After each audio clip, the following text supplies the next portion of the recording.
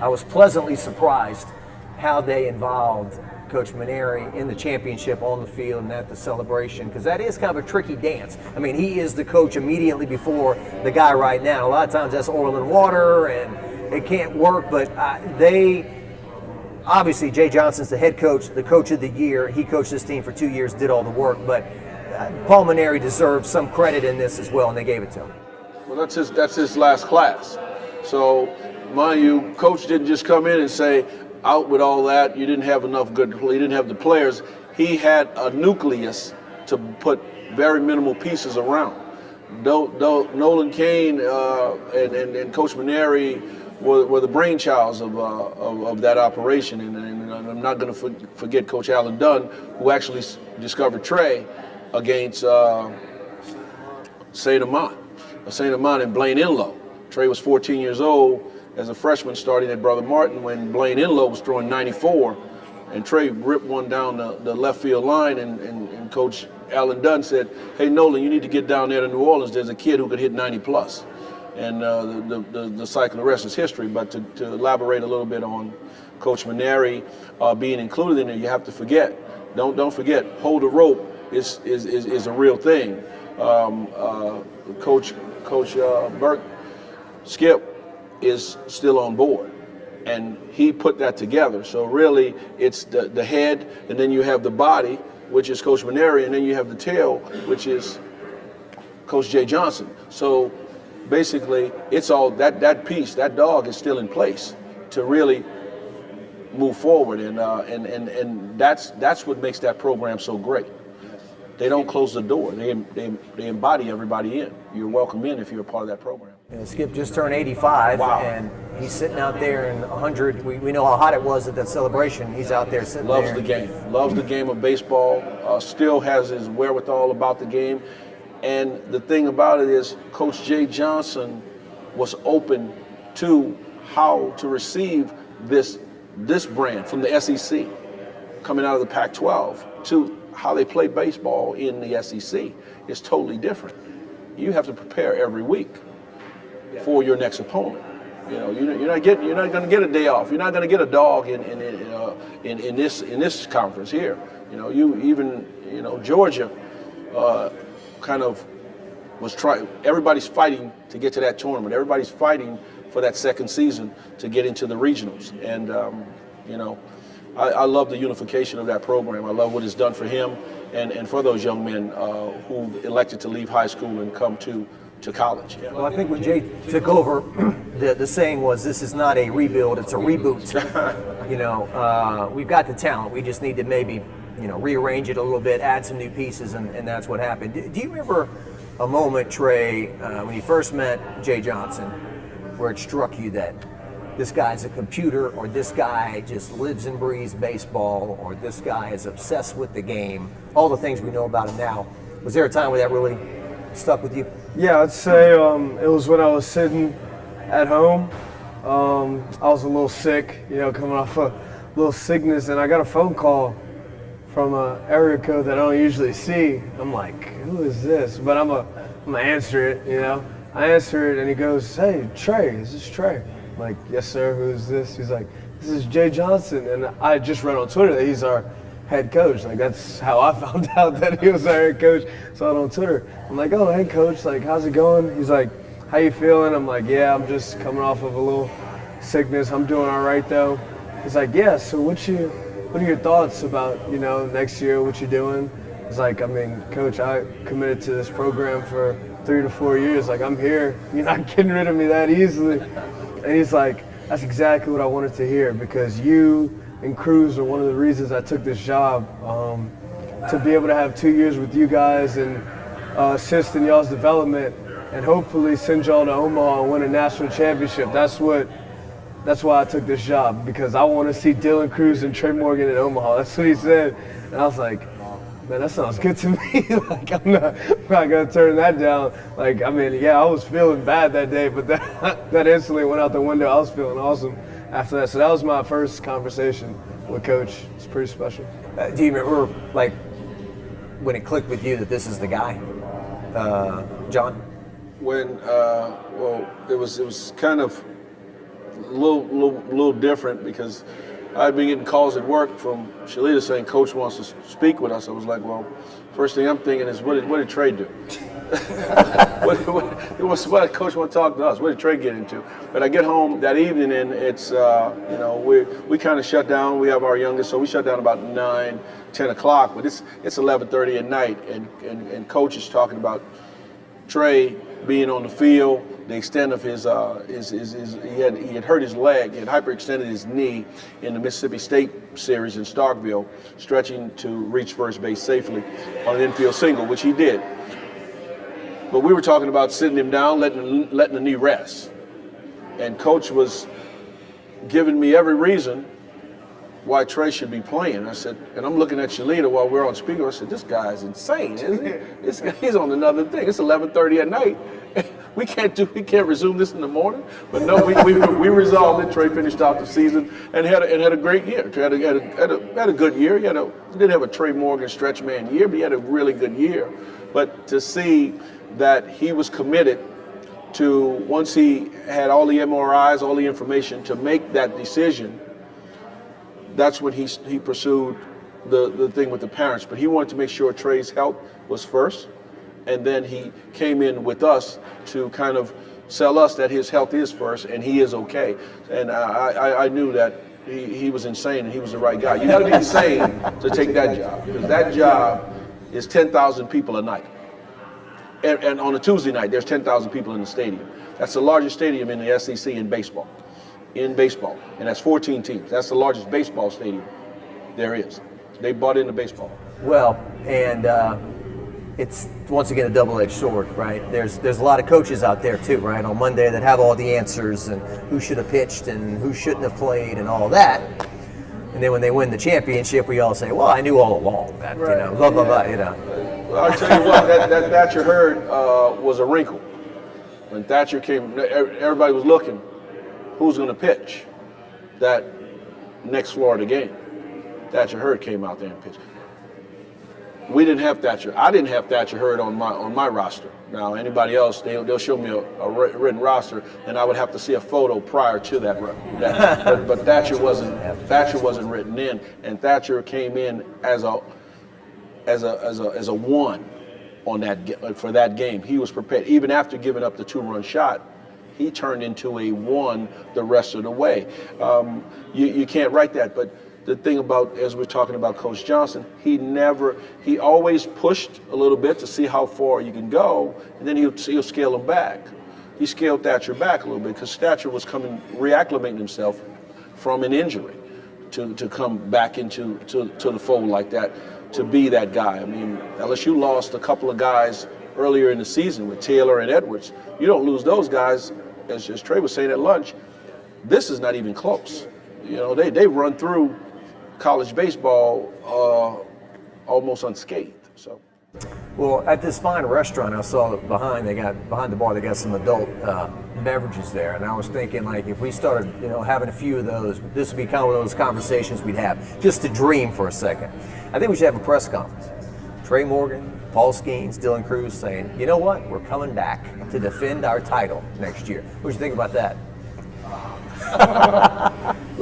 You notice you got crickets from me. I'm going to let Trey handle that one. It's just a dream. It's just funny to think. Talk to George Cruz first.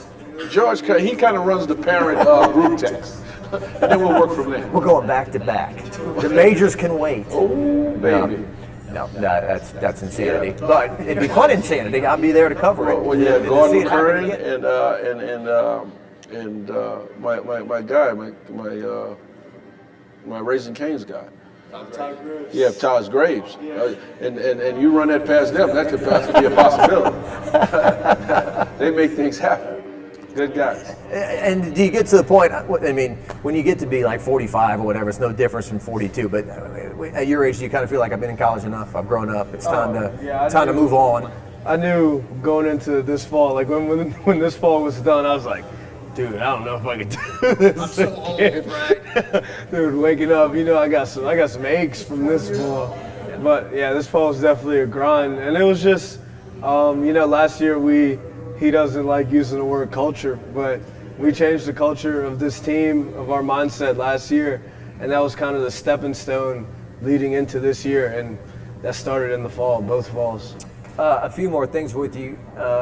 And what's going on at LSU right now, right? I mean, when you've got Angel Reese and Flau'jae Johnson, taking the world by storm, and Kim Mulkey just running it, winning the national title. Looked like they're going to have a dream team this year, and then you win a national championship less than 3 months later. Now football's on deck. So it's a special time to be at LSU. Oh, it's awesome, man. We're in rap songs now. Cardi B shouting us out. But I mean, dude, LSU is, I believe, the best university in the country, and it was an honor being able to go there for 3 years and play baseball, continue my education. It was awesome. Where's the line for you between confidence and arrogance? Because every coach or player who's worth his salt has to be confident in what they do. But then to toe the line between, if I was Tre Morgan, I could be on Twitter all day just reading about how great I am and looking at all my highlights and all the people that love me and all the kids that were screaming for your autograph in Omaha and whatnot. Where's the line between, I guess, smelling that stuff but not eating it, right? Yeah, I'd say it turns into arrogance when you can't perform. Like when you just read it and you talk it, but you don't walk it. Like if you don't show up every day with that mindset that you are that player and show every day that you can perform up to those expectations, that's when it turns into arrogance for sure.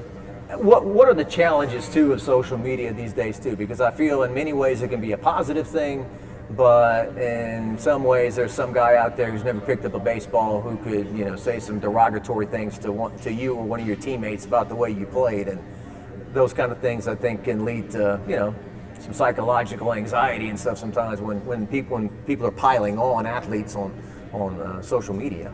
Yeah, I mean, I'd say we take that with a grain of salt. Man, we actually sit in the locker room and laugh at people on Twitter who don't know what goes on. Like they're talking about, I would have bunted in that situation. Like we laugh like that wasn't even close to a bunt situation or something like that, because they just don't know what goes on in that dugout. They don't know what goes on every day in practice that led to, maybe it didn't work out that day, but we thought it was going to work out. Like we weren't trying to lose that game or trying to not succeed, but yeah, it's funny. Mikael Hilliard, your former teammate, he's really embraced the, he wants more minorities playing baseball and playing college baseball, and he's doing camps and whatnot. I understand you're doing something similar, and your dad was telling me that there are not many people, you may be the first to come out of New Orleans, be a player of color and win a national championship. So how important is that for you to make an impact on younger people in that regard? Yeah, I mean, it's everything. The support I had growing up from my family to believe in this dream that didn't seem attainable to anybody else, but it was attainable to us. And I want to give other kids that, that support. Like, this is possible. Like, you look at TV and I'm wearing my New Orleans cleats, or you see me warm up and I have 504 tatted on me. Like, that's just where I'm from. Like, you can make it out of here. So that's what I'm trying to show. What about you as his father, from that aspect of things? As a parent, the vision. You basically lay the foundation for the kid to have that vision. And parenting doesn't come with instructions. It's an on the cuff thing. It's a day by day thing. You just want the kid to be the best that they can be. You want to get feedback from your kid. I got feedback from Trey. How was your day? What kind of day you had? Tell me about your day. Tell me what's a typical day from grade school on up. Tell me how that worked out for you. Because you're only going to play baseball for a small window. This is only going to happen for a small window, and then we're going to go into life. So what you have to prepare them for life. So this is part of his journey as he was being prepared for life, and he just picked up a hobby and got really good at it. And And as his father, you told me that it touched you. It made you feel good that when you were in Omaha, when he's at an age where he could be friendly, but hey, Dad, give me my space. That he involved you in every step along the way. Come watch me practice. Come here, come there. Mom as well. So Trey still publicly hugs his mother. he still publicly embraces me and gets kisses on the back of his neck from me as his father. So these are the kind of things that you don't want to shy away from. These are not gross things. Get away, I want to be with my friends. Trey still hugs his little brother. Keep that unification there. Keep that family there. And that's the foundation that we wanted to present. It's not a facade or a fake. We're not doing it for any attention. We're doing it because we genuinely care about the well-being of our kids going on in life and being productive citizens, and being able to touch someone else down the line, touch another kid, that say, hey, this kid can do that. His kid's right out of Milne Playground, right out of the inner city. That's what New Orleans brings to the table. It's a grind, it's a grit, but it's reality if you really basically focus and apply yourself to say, I'm going to bring them along. Trey, you can do this. On a lighter note here. What's that? I said on a lighter note. On a lighter note. That was literally. It was probably one of my favorite quote stories was when you told me about when Trey debuted his blonde hair. And so now I got both of you sitting here, so I'd like to hear that again. I'm sure the people would like to hear it again. Yeah. It was a COVID time, and he was teetering on that. On doing something different. You know, he was ready to go back to college. He had gotten his feet wet. So his sisters, they're messing around, and I just happened to come out of the room. I'm in the kitchen, and he comes out, and he says, "What do you think?" I says, "Oh man." I said, "Man, when you look like you and you got blonde hair, you better know how to play." He says, "Don't worry about it, Dad, I got this." I said, I just went on back in the room. I said, "Oh, Lord, I hope he got this." Because we going to Tiger Town, baby. That's Championship Village, man. Boy, who's the kid with the blonde hair that can't play, man? This guy sucks, man. He needs to get a haircut. No, but he's an assassin, man. Trey's an assassin, and as you can see, I've gotten very used to it. It's very... it's his signature. We wouldn't know it any other way now. What? I saw a picture, like I told you, of Trey and Dylan in Tiger Stadium during the recruiting process. I didn't recognize him at first. Like, who's that? Oh, it's Trey. You know, hair wasn't blonde. So, I mean, I don't know what, like you said, I don't know what my hair would look like as the normal color anymore. This is the new norm. I look in the mirror, this is me now. I mean, I love it. It turned out exactly how I thought it would. As soon as I graduated from Brother Martin, as soon as I left, I told my sister, I was like, look, I mean, they had restrictions on what you could do with your hair. I went to a Catholic school.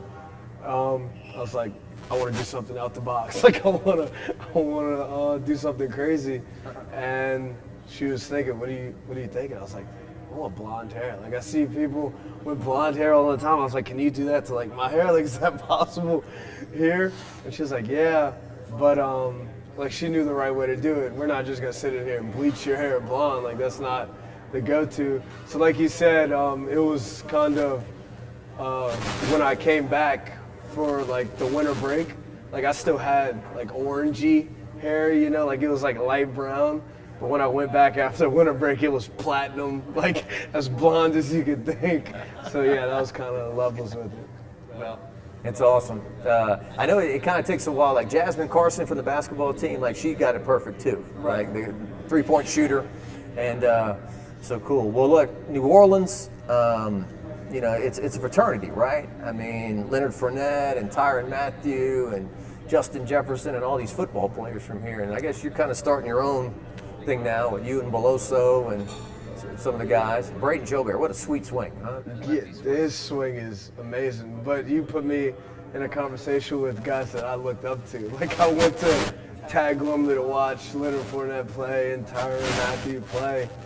And I mean, to hear you say that, it felt kind of cool. Definitely that I'm starting a new trend for baseball. Me and Kate. Yeah, definitely establishing your own legacy. Yes. Tre Morgan, John Morgan, thanks so much. It's a pleasure, Charles. Yeah, thank you, man. Yeah, we enjoyed this very much. Absolutely. All right, both famous, right? Who's more famous, by the way? I'd say him. I mean, based off that World Series. His ESPN cutaways, they knew where he was. This was a lot of fun. Thanks for stopping by.